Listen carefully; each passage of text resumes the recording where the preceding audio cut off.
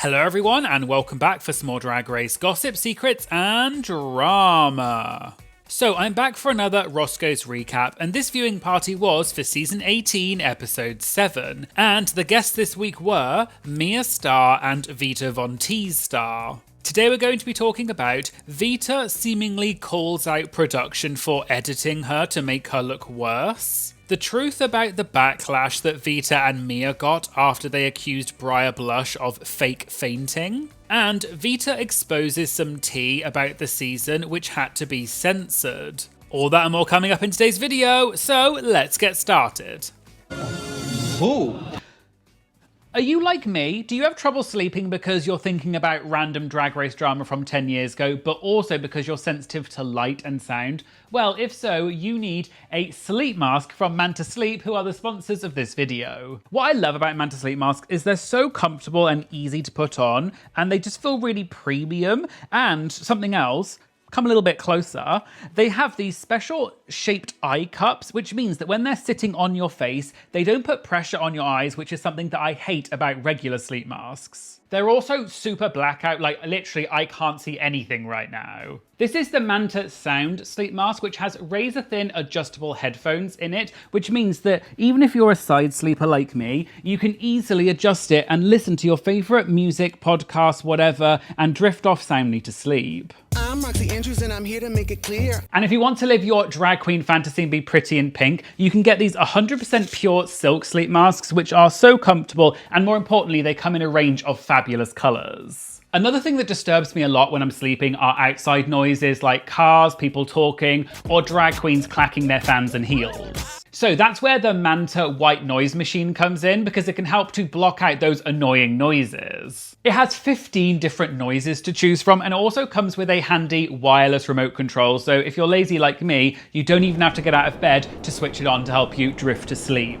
So if you want to get a great night's sleep, check out Manta Sleep, and what's more, if you use my code, you'll get 10% off your order. Details for that will be in the description and the pinned comment. They started off by talking about this week's challenge, where the queens had to do parodies of political ads. Vita said she really wanted Proposition Double D, but she didn't want to argue with Mia because she, quote, didn't want another poodle situation. This is referring back to a few episodes ago when Mia was dressed as a poodle and she and Briar had a heated argument. And queens at Roscoe's have previously said the argument got a lot more heated than what was shown. The host asked if the other queens are scared of Mia, but she just laughed. They then asked Vita, and Vita hesitated for a second and then said, quote, she will make you watch what you say, 'cause baby, you will catch that backhand. But they laughed, so it wasn't very serious. Going back to the episode, and Mia explained that the only proposition that resonated with her was the Double D one. And something that we didn't see is that last episode, when Michelle came in to give the queens a pep talk, she gave a speech to the queens where she said you have to put yourself first, although this moment was not shown in the episode. Mia explained that that really left an impression on her, and that's why she refused to back down when she and Darlene both wanted the Proposition Double D. Mia then revealed that the face-off between her and Darlene went on for a lot longer than what was shown, and neither of them would back down. So it actually got to the point where production had to step in, and they told the queens they needed to come to a decision now so they could move on. Production then said they needed to wrap it up in 20 seconds, but Mia just said no, and that's presumably why Darlene then gave in. They moved on to the part when the queens were recording their ads, and Vita struggled a bit. Vita explained that, quote, my country ass is from Alabama. So she explained that she wasn't used to having so many cameras and mics, as well as having to follow direction, and there's also so little time to do everything. Nasia then asked if Vita really didn't know what B-roll was, because in the episode, when Michelle asked Vita what B-roll she wanted to film, Vita didn't really seem to understand. Vita then said, quote, I still don't know what B-roll is, and everyone laughed. Vita then joked that in those kinds of situations, even if you don't understand something, you just have to pretend that you do. Host Caramel then said that we saw that Discord had helped her partner Nini a lot during their filming, so did Darlene help Vita? Vita said yes, Darlene did actually help her a lot, and Darlene is really funny and kooky, and Vita didn't quite realise how funny she is until they worked together. They asked Mia if Juicy helped her, but Mia joked that anytime she wrote something down on her storyboard, if Juicy asked her what she was writing, Mia would just say, quote, "Nothing, Juicy. I'm not going to write anything else until the very last minute because I don't want you to kill me." She then explained that she was struggling just as much as Juicy was, so she wasn't able to help her in the way that Mikey Meeks had helped Juicy during the RPDR live challenge. They moved on and watched the runways for this week, and they asked Vita about her runway package and how much of it she made because she's a good seamstress. Vita explained it's funny they asked her that because she made almost all of her runways. However, the last 3 consecutive runways, she commissioned a designer to make those outfits, but the designer let her down and didn't end up finishing them, which meant when Vita showed up in LA to film, she only had raw materials and fabric. So Vita had to make those outfits on set herself, which may explain why they were not up to her usual standard. Vita also said that for this week's runway, she had never worked with Warbler before. I looked it up, and Warbler is a type of heat moldable thermoplastic that is often used for things like cosplay outfits and prop making. So you basically heat the plastic up and then you're able to bend and mold it into the shape you want. Vita said her designer had told her it's really easy to use Warbler, but the thing is, the work days on Drag Race are really long, so after a long day of filming, Vita still had to go back to her hotel room to make an outfit for the next day, and then also try and function on 1 hour of sleep. They then watched the political ads, and Naisha asked is that the first time they've seen the ads, or did they get shown them on the main stage? Vita said yes, they did show them on a TV on the main stage, but she looked a little bit pressed when she was saying it. Naisha then asked what she thought about it, and Vita said, quote, "There was power in editing." There was a bit of a gasp from the audience, and then the other host, Batty Davis, told Vita to be careful what she says because she wants to go back for All Stars, and they all laughed. However, Vita said the version they saw on the main stage was different to what was shown in the episode. Vita then smiled and said, quote, "Y'all, it is so much I wanna effin' say, but..." And everyone in the audience went silent, and the hosts joked that everyone was waiting to hear what Vita was about to say. But Vita then just repeated that there's power behind editing and that's all she's going to say. Batty asked if she thinks that they edited her to make her look better, but Vita didn't look like she agreed, and then she just said again that the version on TV is not the same as what they saw on the main stage. Batty went on and said that other queens have said in the past that the version they see on set is often very choppy and not fully edited, so was that the case for them? Vita said there was a lot more stuff that she did, which was included in the edit they saw on the main stage. Naisha then joked, was it the B-roll stuff? And everyone laughed. Vita explained that after she completely bombed the first acting challenge, which was RDR Live, RuPaul gave them critiques on how to better their acting skills, which Vita applied to this challenge. Vita also said she can confidently say that she did much better in this acting challenge compared to the last one. However, quote, "You guys didn't really see it." Mia then said she actually thought it was going to be really cringe watching it back, but actually she thought it wasn't that bad.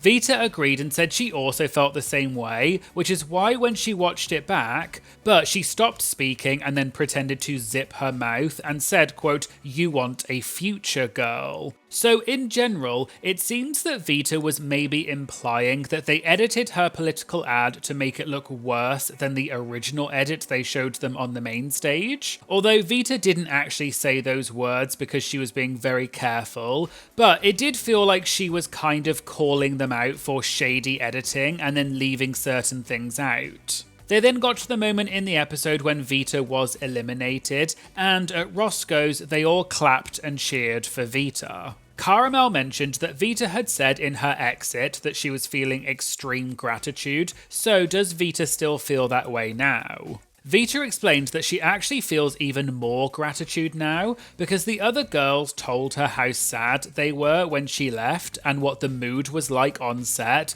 but Vita didn't really believe them. However, watching it back now, she does believe them. Mia said it, quote, felt like a funeral when Vita left, and although every week someone gets eliminated, when Vita got eliminated, it really felt like a punch in the gut. They moved on, and Mia and Vita were saying how well the cast gets on, and they really are the kumbaya season because they all love each other, and there was no real drama on the season apart from when Briar fainted. Batty then brought up that during that moment when Briar fainted, they showed Vita saying on the main stage that she thought Briar was faking it. Vita said she actually got a lot of backlash for that, but the thing is, no one on set knew that Briar was sick because she had walking pneumonia, but they also all knew that Briar is a, quote, drama queen, so that's why Vita thought it was fake. Naysha and Batty joked that right after Briar fell, they panned right to Vita and Mia and zoomed in on them. Vita then revealed that the queens are mic'd for around 15 to 16 hours a day, so sometimes you forget that you're wearing a mic. So apparently what happened was,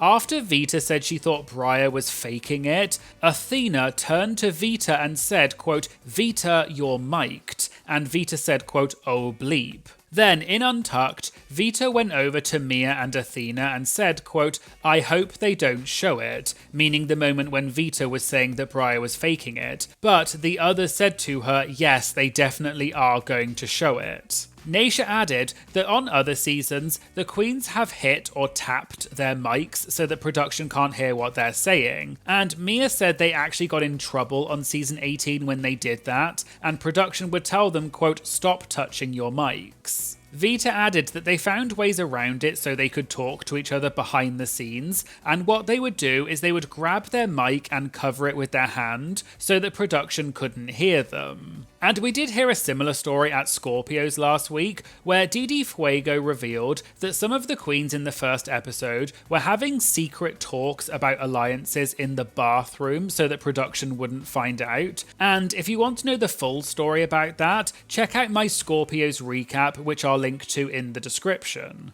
They moved on, and Naysha said she's not sure if they still do this, but on other seasons, as soon as a queen gets eliminated, they have to leave set straight away and they don't get to say goodbye to the other queens. So Naysha asked if that's still the case. Vita said yes, that's still the case because she did an interview right after she walked off stage, and she asked a member of production, please can I just go and hug the other girls? But she joked that they said, quote, no B-word, exit stage left. Caramel then asked Vita, was the next time she saw all the queens after her elimination was when she came back to film the promos or press week? Vita then said something, however in the footage that Roscoe's uploaded to YouTube, they bleeped out what Vita said and put the words top secret over her mouth. After Vita finished saying what she said, Naysha said they're going to have to cut that out to protect Vita, and they all started laughing because Vita realised maybe she had said something she wasn't supposed to say, and she said sorry. Naysha also joked that no one in the audience can repeat what Vita said,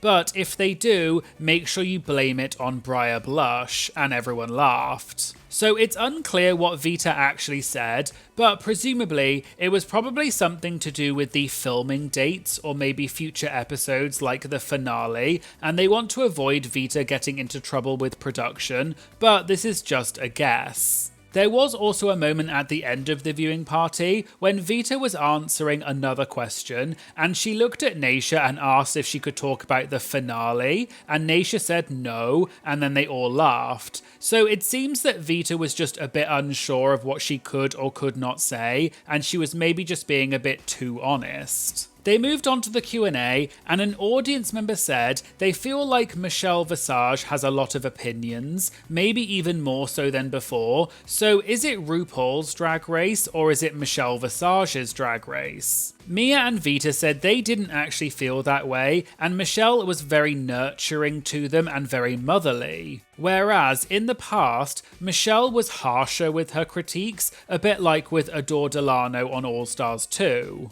But Mia said that now we're in more of a quote sensitive generation, and Michelle is more mindful of what she says now and is more constructive. Naysha agreed and said Michelle is actually really cool and gives the queens her phone number, and she's always very supportive of them. And Naysha thinks that because Adore Delano quit All Stars 2, partly because of Michelle's critiques, she thinks that that's what made Michelle soften the way that she critiques. Batty Davis added that the queens need to hear something constructive, and RuPaul can't really say anything, so someone has to say something, because you can't always just tell a girl that she looks good, because we already know that. And finally, an audience member said that the industry is quite a small world, so did the queens know any of the guest judges or crew members from outside of the competition? Mia said she knows choreographer Jamal Sims because they know each other from LA and the dance world is very small. So during the girl group challenge, Jamal was helping them with staging and things like that,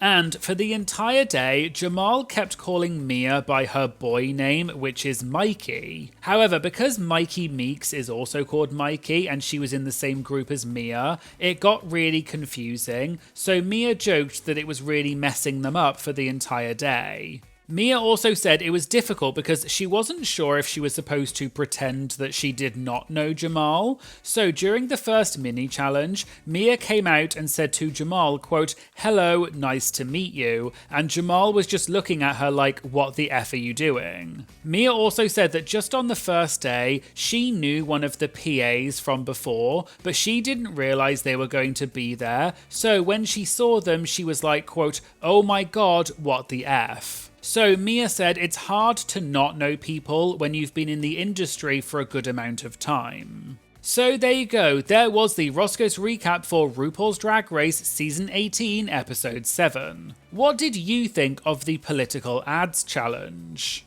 And do you think Michelle and the other judges are softer with their critiques now compared to the earlier seasons? Let me know in the comments. If you'd like to watch my videos before they go on YouTube, as well as see the things that I cut out of my Roscoe's recaps, as well as other exclusive content, please check out my Patreon. It just costs a few dollars a month and it really does help support the channel, and I'll put a link to my Patreon in the description. I'd also like to say thank you so much to all of my amazing Patreon members. I really do pinch myself all the time thinking about how lucky I am to have all of you supporting me, and it really does make a huge difference to the channel, so thank you all so much. Please make sure you like and comment on this video to help boost it in the algorithm and promote it to more people. And please make sure you subscribe. It's free, it only takes 2 seconds, and it really does make a big difference to the channel. Thank you so much for watching, and I hope you'll join me in the future for some more Drag Race gossip, secrets, and drama. Thank you so much. Bye.